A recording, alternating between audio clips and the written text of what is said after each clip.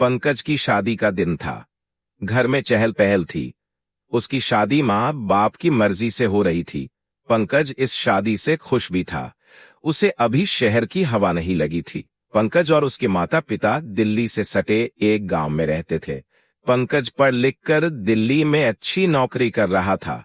नौकरी करते हुए उसे अभी कुछ ही समय बीता था। पूरे सप्ताह वो दिल्ली में ही रहता था और वीकेंड पर घर आ जाता था। जब उसके लिए माही का रिश्ता आया तो माही को देखते ही उसने तुरंत हामी भर दी। माही पास के ही एक गांव की साधारण सी दिखने वाली लड़की थी। थोड़ी बहुत पढ़ाई की थी। गांव में रहने वाली एक सिंपल लड़की जिसे बस घर परिवार से मतलब था। घर के हर काम में वह सुघड़ थी। घर में उसकी एक बूढ़ी माँ थी। काफी गरीब परिवार से थी तो शादी भी बिना लेन देन के ही हुई। शादी बहुत ही साधारण तरीके से हो गई। माही और पंकज दोनों काफी खुश थे। माही अपने सास ससुर का खूब ध्यान रखती और उनकी सेवा में लगी रहती। पंकज वीकेंड पर घर आता और परिवार के साथ वक्त बिताकर सोमवार को वापस शहर लौट जाता। शादी को साल भर ही बीता होगा। पंकज का प्रमोशन काफी अच्छी पोस्ट पर हो गया। अब उसका घर आना धीरे धीरे कम होने लगा। घर चलाने के लिए खर्चा जरूर भेज दिया करता। अब जब भी पंकज घर आता तो माही के काम में कुछ न कुछ कमी जरूर निकाल दिया करता। अब कभी वो उसे गवार कहता तो कभी अनपढ़ कहकर उसका मजाक बनाता। माही भी चुपचाप सुन लेती। उसकी माँ जब भी माही को साथ शहर ले जाने की बात करती तो वो टाल दिया करता। 2-3 साल बाद पंकज एक दिन एक लड़की को अपने साथ घर लेकर आया। जब माही ने पूछा कि यह कौन है तो बाद में बताऊंगा कहकर उसने टाल दिया। रात को खाना खाने के बाद पंकज ने सबके सामने ऋतु को इंट्रोड्यूस करवाते हुए कहा कि मैं और ऋतु एक ही ऑफिस में काम करते हैं और मैं इससे शादी करना चाहता हूं। दरअसल पंकज और ऋतु को साथ काम करते एक दूसरे से कब प्यार हो गया पता ही नहीं चला। वो दोनों एक ही डिपार्टमेंट में काम करते थे। ज्यादातर उन्हें एक ही प्रोजेक्ट पर काम करना होता था, इसलिए ऑफिस में हर टाइम साथ रहते, आउटडोर्स पर भी साथ जाते। धीरे धीरे वो दोनों काफी नजदीक आ गए। ऋतु देखने भी काफी खूबसूरत थी। पूरी तरह से बन ठन कर रहना उसे काफी पसंद था। पंकज हर वक्त ऋतु के आगे पीछे मंडराता रहता। कभी उसे फूल देता, कभी महंगे गिफ्ट्स। ऋतु भी उसके प्यार में पड़ गई। अब तो वो दोनों साथ भी रहने लगे थे। जब ऋतु ने शादी की बात की तो पहले तो पंकज टालने लगा, फिर जिद करने पर उसे गांव ले आया। पंकज की बात सुनकर माही के पैरों के नीचे से जमीन खिसक गई। वह चुपचाप आंखों में आंसू लिए पंकज की तरफ देखे जा रही थी, पर पंकज बेशर्मों की तरह अपने माँ बाप को मनाने में लगा था। उसने माही को स्पष्ट रूप से कहा, मुझे शहर में रहने वाली फैशनेबल और पढ़ी लिखी बीवी चाहिए, तुम्हारी तरह अनपढ़ और गवार नहीं। तुम चाहो तो यहां रह सकती हो, तुम्हें खर्चा पहले की तरह ही मिल जाया करेगा। माही कुछ ना बोल सकी। उसे लगा कि उसके सास ससुर उसका साथ देंगे, आखिर वो उनकी इतनी सेवा और इज्जत करती है, वो उसके हक के लिए जरूर लड़ेंगे। पर उसके सास ससुर ने थोड़ी सी ना नुकुर करने के बाद पंकज को दूसरी शादी की इजाजत दे दी। अब माही को समझ नहीं आ रहा था कि वो क्या करे। वो अपने माँ के पास वापस जाकर उन्हें जीते जी नहीं मारना चाहती थी। पूरी रात वो रोते रोते सोचती रही कि क्या करे और क्या नहीं। आखिर उसे भी पंकज की बात मनाने के लिए मजबूर होना ही पड़ा। उसने इसे अपनी किस्मत समझकर सास ससुर की सेवा करते हुए वही गांव में रहने का निश्चय किया। पंकज को हरी झंडी मिल गई थी। अब ऋतु और पंकज वापस शहर आ गए और वहां आकर कोर्ट मैरिज कर ली। शादी के बाद अपने दोस्तों के लिए काफी शानदार पार्टी भी रखी। कुछ दिन तक प्यार खोए रहे। फिर धीरे धीरे ऋतु को महसूस होने लगा कि शायद उसने पंकज से शादी करके बहुत बड़ी गलती कर दी है। दिन ब दिन पंकज का व्यवहार बदल रहा था। अब वो ऑफिस में हर लड़की को लाइन मारता नजर आता। ऋतु को पंकज उस आवारा भंवरे की तरह लगने लगा जिसे हर फूल का रसपान करना था। एक दिन ऋतु और पंकज मार्केट में थे। ऋतु को अपनी एक सहेली मिली। ऋतु उससे बात करने लगी। ऋतु की नजर पंकज की तरफ गई तो उसने देखा वो उसकी सहेली को ललचाई नजरों से देख रहा है। अब तो ये सब रोज का किस्सा बन गया। ऋतु को अब पंकज से घिन आने लगी थी। उसे सीधी सादी माही साथ किए अपने अन्याय पर भी खेद था। पंकज और उसके बीच अब बात होनी काफी कम हो गई थी, क्योंकि जब भी वह उससे बात करती तो पंकज सिर्फ दूसरी लड़कियों के बारे में ही बात करता और लड़कियों के लिए ऐसे शब्दों का इस्तेमाल करता जो कभी ऋतु ने सोच भी नहीं था। उसके साथ रहकर अब ऋतु का दम घुटने लगा था। उसे समझ नहीं आ रहा था कि वो क्या करे। अब वो पंकज से कटी कटी रहने लगी और उससे दूर जाने के बहाने खोजने लगी। समय ऐसे ही काट रहा था। एक बार ऋतु की एक कजिन सिस्टर रिया किसी काम से दिल्ली आई। वो ऋतु के घर पर ही रुकी। 2 दिन जब तक रिया उनके घर पर थी, पंकज उसके आगे पीछे ही नजर आता। कभी बातों बातों में उसका हाथ पकड़ता, कभी उसे साली आधी घरवाली बोलकर यहां वहां छूता। ऋतु को सब समझ आ रहा था, पर वो अपनी इज्जत की वजह से चुप रही। पर इन हरकतों की वजह से जुट चुकी थी। दौड़ से ऋतु अंदर से उसे माही के साथ किए अपने अन्याय की याद आई। क्या बीती होगी उस मासूम पर। कितनी सीधी सादी लड़की थी वो। उसके साथ मैंने कितना गलत किया।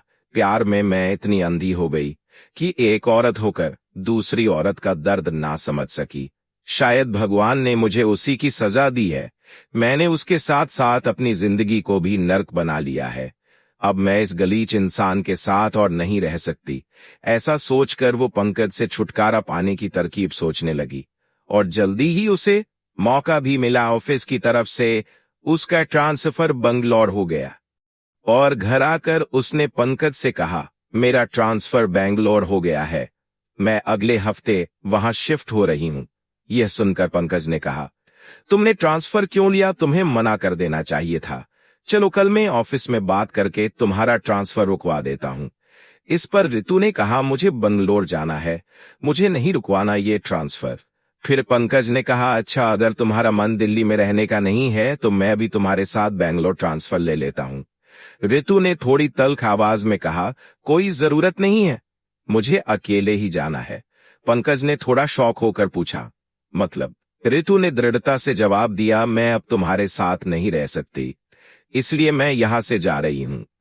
पंकज को कुछ समझ नहीं आ रहा था। वह ऋतु को सवाल भरी निगाहों से देख रहा था। ऋतु ने उसे स्पष्ट किया कि मैंने तुम्हें एक अच्छा आदमी समझा था, पर तुम तो वासना के पुतले निकले। तुम तो हर लड़की पर भंवरे की तरह मंडराते रहते हो। मैं तुम्हारी हरकतों से परेशान हो चुकी हूं। अब मुझसे और नहीं सहा जाता। मुझसे मिलते ही तुमने अपनी भोली भाली पत्नी को छोड़ दिया। अब कोई और लड़की मिलते ही तुम मुझे भी छोड़ दोगे। मैं तुम्हारी रग रग से वाकिफ ही चुकी हूं। तुम जैसे आदमी कभी किसी एक के होकर नहीं रह सकते। तुमने मेरे साथ साथ माही की जिंदगी भी बर्बाद की है। मैं जा रही हूं अपनी जिंदगी नए तरीके से शुरू करने। हो सके तो तुम भी जाकर माही से माफी मांग लो, वो देवी तुम्हें जरूर क्षमा कर देगी। ऋतु का फैसला सुनकर पंकज ने उसे समझाने का बहुत प्रयास किया, पर ऋतु अपने फैसले पर अडिग रही और बंगलौर चली गई। अब पंकज के पास माही की ओर लौटने के अलावा और कोई रास्ता नहीं था। अगले दिन वह गांव पहुंच गया। पंकज जब माही को छोड़कर चला गया था तो माही ने इसे ईश्वर का फैसला मानकर मंजूर लिया था। माही को अपनी मां की कही बात भी याद आई कि अब यही तेरा घर है, यहां तेरी डोली आई है और अब अर्थी ही उठनी चाहिए। मां की दी सीख ने माही के कदमों को उसे घर से बांध दिया था, लेकिन अगर वह घर छोड़ना भी चाहती तो कहां जाती? मां के पास वो जा नहीं सकती थी। इसके अलावा उसके पास कोई और ठिकाना था भी नहीं। इसलिए उसने हालत से समझौता करते हुए उसी घर में रहने का निश्चय किया। पंकज के आने से माही को कोई फर्क नहीं पड़ा। उसके आने की ना तो उसे कोई खुशी थी और ना ही उत्साह। सास के कहने पर उसने उसके लिए खाना बनाया। मन में दबे दर्द को उसने दबाए रखा, जाहिर नहीं होने दिया। पंकज को आए 2-3 दिन हो चुके थे, पर माही ने उसकी तरफ देखा भी नहीं था। चौथे दिन वह बेशर्मों की तरह माही के पास आया और बात करने की कोशिश करने लगा, पर माही ने हाँ हूं के अलावा कोई जवाब नहीं दिया। पंकज ने उसे प्यार से पिघलाना चाहा पर बात नहीं बनी। वह अपना सा मुंह लेकर रह गया। पंकज कोई और रास्ता ना देख सबके सामने माही को फिर से अपनाने की बात कही। माही चुपचाप सुनती रही। माँ बाप बेटा के फैसले से खुश थे। माँ बाप बेटा के फैसले से खुश थे, पर माही के चेहरे पर कोई भाव नहीं थे। वो चुपचाप अपने कमरे में लौट आई। उसने एक बड़ा कदम उठाने का फैसला कर लिया था। उसने मन ही मन कहा, मां मुझे माफ करना, अब मैं आपकी सीख का पालन और नहीं कर सकती। इतना कहकर वो चल पड़ी उस घर को छोड़कर। रात का समय था। माही गांव से बाहर आकर चौराहे पर खड़ी थी। उसे नहीं पता था जाना कहाँ है। पहली बस आते ही वो उसमें बैठ गई। बस में बैठते ही वो अतीत की यादों में खो गई।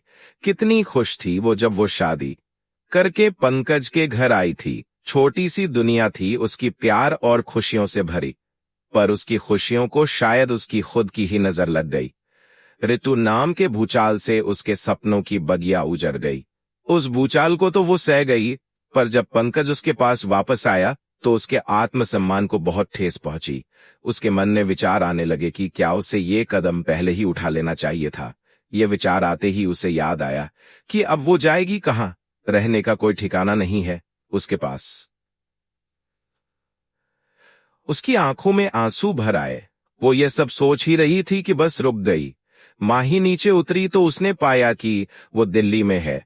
अब कहाँ जाए, क्या करे, उसे कुछ समझ नहीं आ रहा था। ये सोचते हुए वह सड़क पर चले जा रही थी। चलते चलते वह बदहवास सी सड़क पर गिरकर बेहोश हो गई। उसके चारों भीड़ इकट्ठी हो गई। तभी वहां एक बड़ी सी गाड़ी आकर रुकी।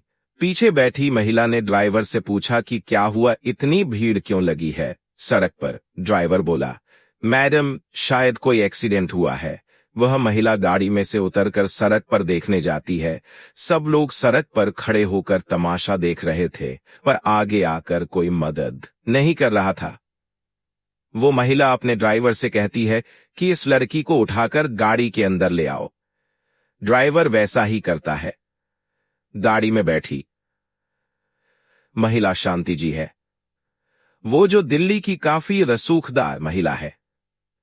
शांति जी दिल्ली मशहूर और कामयाब बिजनेसमैन नरेश जी की पत्नी होने के साथ साथ शहर की जानी मानी समाज सेविका भी है। वे काफी सारे समाज सेवी संस्थानों के साथ जुड़ी है और जरूरतमंद लोगों की मदद करना उनके स्वभाव में है। शांति जी की गाड़ी एक आलीशान बंगले के सामने आकर रुकती है और शांति अपने फैमिली डॉक्टर को बुलाती है। माही के चेकअप के बाद डॉक्टर बताते हैं कि सब ठीक है, थकान की वजह से लड़की बेहोश हो गई है। डॉक्टर अपनी नर्स को लड़की की देखभाल के लिए छोड़ देते हैं। शाम को माही की आंख खुलती है तो वो अपने आप को एक बड़े से कमरे में पाती है। होश आते ही उसने आने बदल में एक नर्स को बैठे देखा। नर्स ने कहा, ओ तो होश आ गया, आपको मैं अभी मैडम की बताती हूँ। फिर उठकर बाहर जाती है और एक महिला के साथ कमरे में आती है। माही थोड़ी घबराई हुई थी। उसे देखकर वो महिला बड़े प्यार से बोली, शुक्र है भगवान का तुम्हें होश तो आया, सुबह से बेहोश थी तुम। माही की घबराया हुआ देखकर वो बोली, घबराओ मत बेटी, मेरा नाम शांति है और मैं ही तुम्हें यहाँ लाई हूँ। तुम सड़क पर बेहोश हो गई थी। कौन हो तुम, कहाँ रहती हो और ये सब कैसे हुआ? माही चुप थी और उसकी आंखों में आंसू थे। शांति जी ने उसे हुए देखकर कहा, तुम हाथ मुंह धोकर आराम करो, बाद में बात करते हैं। ऐसा कहकर वो और नर्स कमरे से बाहर निकल गए। माही बाथरूम से फ्रेश होकर बाहर आई तो उसने देखा कि वह घर काफी बड़ा और सुंदर था। उसने बालकनी से बाहर देखा तो बाहर एक सुंदर गार्डन था। थोड़ी देर वहीं खड़े हो वो बाहर के नजारे देखने लगी। उसे बड़ा सुकून मिला और फिर वो आकर बेड पर लेट गई। खाने के टाइम पर उसे शांति जी बुलाने आई। चलो बेटा खाना खा लो, सुबह से कुछ नहीं खाया है तुमने। माही सुपचाई सी बेड से खड़ी हो गई। शांति जी ने उसे असहज देखकर उसके सिर पर हाथ रखा और प्यार से बोली, बेटा इसे अपना ही घर समझो, चलो खाना खा लो, फिर आराम से बातें करेंगे। माही उनके साथ चल पड़ी। कमरे से बाहर आकर एक कॉरिडोर था और नीचे की तरफ हॉल में सीढ़ियां जा रही थी। शांति जी और माही नीचे आ गए। वहां एक बड़ा से डाइनिंग टेबल था। शांति जी ने माही को अपने पास बिठाकर खाना खिलाया।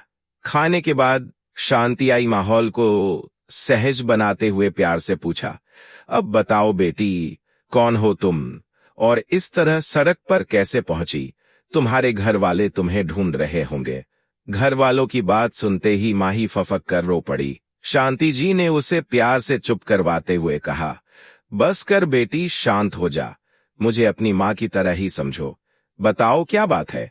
उनकी प्यार भरी बातों से माही को थोड़ा सुकून मिला और उसने शांति जी को अपनी पूरी कहानी बता दी। शांति जी को उसके जीवन की सच्चाई जानकर बड़ा दुख हुआ। उन्होंने माही की हौसला बढ़ाते हुए कहा, तुमने एकदम सही फैसला किया है, ऐसे बेगैरत इंसान को तो छोड़ ही देना चाहिए। शांति जी ने माही को समझाया कि बेटी, जो हो गया सो हो गया, अब आगे के बारे में सोचो, नए तरीके से अपनी जिंदगी की शुरुआत करो। शांति जी ने कहा कि जाओ बेटा, अब सो जाओ, सुबह बात करेंगे कि आगे क्या करना है। माही रूम में वापस आ गई और बेड पर बैठकर अपने अतीत के बारे में सोचने लगी। उसकी आंखों से नींद कोसों दूर थी। अतीत की यादों और भविष्य की चिंता ने उसकी आंखों नींद को छीन लिया था। कभी वो बालकनी में जाती, कभी सोफे पर बैठती और कभी बेड पर लेटती। इसी बेचैनी में पूरी रात निकल गई। सुबह के करीब उसकी आंख लगी। जब सुबह शांति जी ने गेट खटखटाया तो उसकी आंख खुली। शांति जी ने कहा, चलो जल्दी से तैयार हो जाओ, हमें बाहर चलना है। ये कहकर वो चली गईं। माही फटाफट नहा धोकर तैयार हो गई। तैयार होते हुए वो सोच रही थी कि पता नहीं कहाँ जाना है। माही नीचे तो नाश्ता टेबल पर लगा था। शांति जी ने माही से कहा, चलो बेटा, नाश्ता कर लो और चलो, तुम्हें किसी से मिलना है।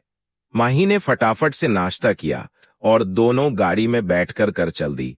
शांति जी माही को लेकर एक सेंटर पर पहुंची जिसका नाम था आशा की किरण। वो एक ओल्ड आगे होम के साथ ही एक रिहैब सेंटर था। वहां पहुंचकर उन्होंने माही को एक लड़के से मिलवाया। माही, इनसे मिलो, इनका नाम है रोहन, ये हमारे इस सेंटर के मैनेजर हैं। यह एक वृद्धाश्रम है और साथ ही यहाँ पर उन लोगों का इलाज किया जाता है जिनको को कोई बुरी लत लग गई है और वो उससे मुक्ति पाना चाहते हैं। और रोहन, ये माही है, आज से ये तुम्हारे साथ काम करेंगी। तुम इन्हें काम के बारे में समझा दो। ओके मैडम, रोहन ने कहा और माही को सेंटर दिखाने के लिए ले आया। माही ने वहां पर काफी लाचार और बेबस लोगों को देखा। उसके मन में उनके प्रति दया और प्रेम की भावनाएं उमड़ पड़ीं। माही ने पूरा दिन सेंटर पर ही बिताया। शाम को घर आकर माही शांति जी से आश्रम और वहां के लोगों के बारे में ही बात करती रही। शांति जी समझ गई कि माही का मन कुछ शांत हुआ है, इसलिए ही शांति जी माही को सेंटर ले गई थी ताकि उसका ध्यान कहीं और लगे। खाना खाते हुए उन्होंने माही से पूछा, बेटा, कहाँ तक पढ़ाई की है तुमने? माही ने कहा, 12वीं तक। शांति जी ने कहा, माही, तुम्हें अपनी जिंदगी को नया मोड़ देना होगा। पुरानी बातों को भूलकर आगे के बारे में सोचो। कल से तुम रोज आश्रम जाओ, कल से तुम रोज आश्रम जाओ, वहां लोगों के साथ वक्त बिताओ। अगर तुम आगे पढ़ना चाहती हो तो मैं तुम्हारी पढ़ाई का भी इंतजाम कर देती हूँ। माही आगे पढ़ना चाहती थी, इसलिए उसने हाँ कर दी। अब तो माही की जिंदगी को नया आयाम मिल चुका था। उसने अपने आप को आश्रम के काम और पढ़ाई में व्यस्त कर लिया। इसी तरह करीब 3-4 साल निकाल गए। माही अब अपने पैरों पर खड़ी हो चुकी थी। अब उसकी ग्रेजुएशन पूरी हो चुकी थी। शांति जी का घर अब उसने छोड़ दिया था क्योंकि उसे आत्मनिर्भर बनना था। शांति जी ने उसके काम से प्रभावित होकर उसे आश्रम में जॉब दिलवा दी थी। अब वह गर्ल्स हॉस्टल में रह रही थी। आश्रम में सभी बुजुर्ग माही से काफी प्यार करते थे। माही का सबसे प्यार से बात करना, सबकी मदद करना, सभी बुजुर्गों के साथ वक्त बिताना, इन सब आदतों ने उसे सबका चहेता बना दिया था। धीरे धीरे उसकी जिंदगी ने नई रफ्तार ले ली थी। एक दिन माही आश्रम में काम में व्यस्त थी, तभी उसे किसी के चिल्लाने की आवाज सुनाई दी।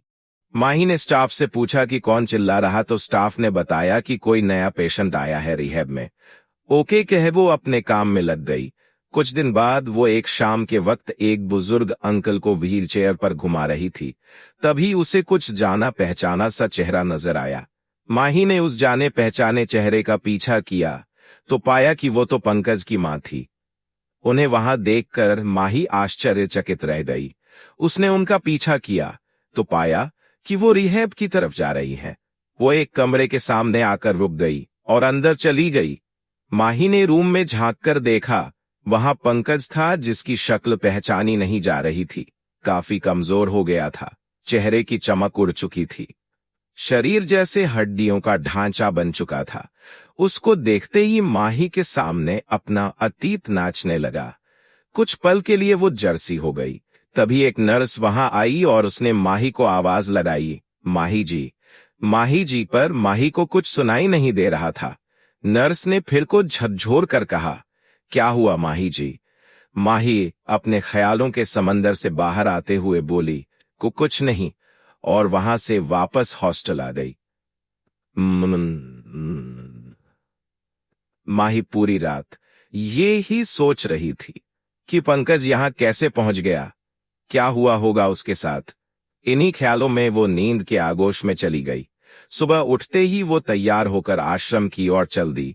वहां पहुंचकर वो पंकज की मां के सामने आकर खड़ी ही गई, जो बाहर गार्डन में बैठी थी। माही को वहां देखकर वो हक्की बक्की सी गई। माही ने उन्हें प्रणाम किया और बोली कि आप यहाँ कैसे और पंकज की ये हालत कैसे हुई। वो रोते हुए बोली, हमें माफ कर दे बेटी, तुम्हारे साथ बहुत गलत किया हमने, उसी का फल हमें भगवान ने दिया है। जब से तुम घर छोड़कर गई, हमारा भाग्य ही हमसे रूठ गया। तुम्हारे जाते ही पंकज भी वापस शहर चला गया। वहां जाकर उसने शराब पीनी शुरू कर दी। धीरे धीरे उसकी शराब की लत बढ़ गई, उसे नौकरी से भी निकल दिया। कुछ लोग उसे वापस गांव छोड़ गए। तब से हम लोग उसकी शराब की लत से परेशान हैं। सब कुछ शराब में उड़ा दिया पंकज ने। फिर किसी ने इस आश्रम के बारे में बताया और हम उसे यहाँ ले आए। अभी वो लोग बातें कर ही रहे थे कि एक वार्ड बॉय ने आकर माही से कहा, मैडम आपको शांति जी ऑफिस में बुला रही है, कोई जरूरी काम है। इतना कहकर वो वहां से चला गया। माही उठी और ऑफिस की ओर चल दी। माही जब ऑफिस में पहुंची तो शांति जी में उसे मिस्टर खन्ना से मिलवाते हुए कहा, माही इनसे मिलो, ये मिस्टर खन्ना हैं, ये हमारे आश्रम को काफी डोनेशन देते हैं, जिसकी वजह से हमारी काफी हेल्प हो जाती है। और मिस्टर खन्ना, ये माही है, अभी इस आश्रम का लगभग सारा काम संभालती है। माही ने उन्हें फीकी सी मुस्कुराहट के साथ हेलो कहा। फिर शांति जी और मिस्टर खन्ना अपनी बातों में लग गए। माही वहीं खड़ी अनमनी सी उनकी बातें सुन रही थी। कुछ देर बाद मिस्टर खन्ना चले गए। उनके जाते ही माही शांति जी के गले लग रोने लगी। माही को ऐसे देखकर उन्होंने उसे चुप करवाते हुए कहा, क्या हुआ बेटा, इस तरह क्यों रो रही हो? माही बोली, भगवान कब तक मेरी परीक्षा लेंगे, क्यों बार बार उसे मेरे सामने लेकर खड़ा करते रहेंगे। शांति जी ने उसे चुप करवाया और कहा, माही बेटा क्या बात है, बताओ मुझे। माही अपने आप को संभालते हुए उन्हें सब कुछ बताती है। शांति जी उसे सांत्वना देते हुए कहती हैं, कभी कभी भगवान जो करते हैं वो हमारी समझ से परे होता है। तुम तो बहुत बहादुर हो, तुमने आज तक हर चुनौती का सामना डटकर किया है और मुझे विश्वास है कि तुम इस बार भी अपनी सूझबूझ से सही कदम उठाओगी। माही पूरी रात सोचती रही कि उसे क्या करना है। वो सुबह उठी तो उसके चेहरे पर आशा की एक नई किरण दस्तक दे रही थी। वह आश्रम गई तो सबसे पहले पंकज के कमरे में गई। वो उसको देखकर गर्दन नीची करके बैठ गया। उसने उसका ट्रीटमेंट कर रहे डॉक्टर से बात की तो डॉक्टर ने बताया कि वो डिप्रेशन का शिकार है और शराब की लत ऐसी लगी है कि उसे छुड़ाने के लिए काफी समय लगेगा। माही अब पंकज की देख भाल में लग गई। वो उससे ज्यादा बात तो नहीं करती थी, पर उसके ठीक होने में जो कुछ जरूरी था वह सब करती। माही जब पंकज के सामने आती तो उसे अपनी भूल एहसास होता और उसका सिर अपने आप ही जमीन की ओर झुक जाता। माही की मेहनत रंग लाई और समय से पहले पंकज की हालत में सुधार होने लगा। एक दिन मौका देखकर पंकज माही से बोला, माही मैंने तुम्हारे साथ बहुत गलत किया। पहले मैंने तुम्हें धोखा दिया और दूसरी शादी तक कर ली और जल्दी ही वो भी मुझे छोड़कर चली गई। मैं हर औरत को लालच भरी नजरों से देखता था। मेरा यह नीच व्यवहार ऋतु से भी ना छिप सका। वो बहुत जल्दी ही मेरी नीयत को समझ गई थी। मैंने औरतों की कभी इज्जत नहीं की, बस उन्हें भोग की वस्तु ही समझा।